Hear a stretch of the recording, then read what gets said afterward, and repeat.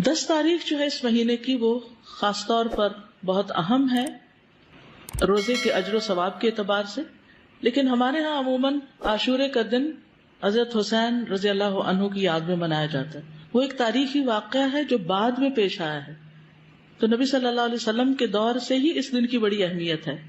یہود اس دن کے بارے میں کہتے تھے ھذا یوم صالح، یہ ایک اچھا دن ہے۔ بخاری میں آتا ہے ھذا یوم عظیم، یہ بڑی عظمت والا دن ہے۔ تو 10ویں محرم کیا ہے؟ اچھا اور عظمت والا دن ہے۔ یہ کعبہ کو غلاف پہنانے کا دن ہے۔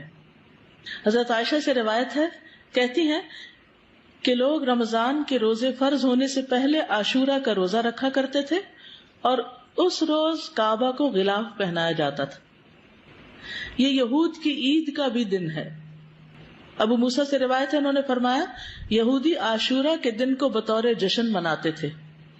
نبی صلی اللہ علیہ وسلم نے فرمایا تم اس دن روزہ رکھو، کیونکہ انہیں فرعون سے نجات ملی تھی اس دن، تو اس کی یاد میں وہ اس کو خوشی کا دن بنا کر مناتے تھے۔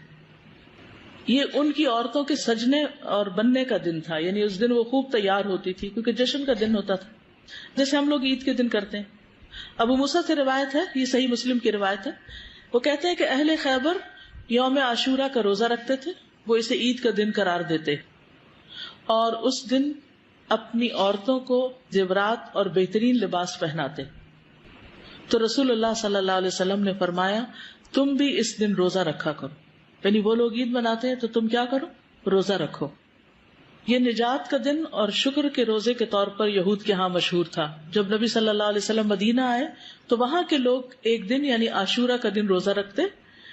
ان لوگوں نے بتایا یہ بڑی عظمت والا دن ہے، اسی دن اللہ تعالیٰ نے موسیٰ علیہ السلام کو نجات دی۔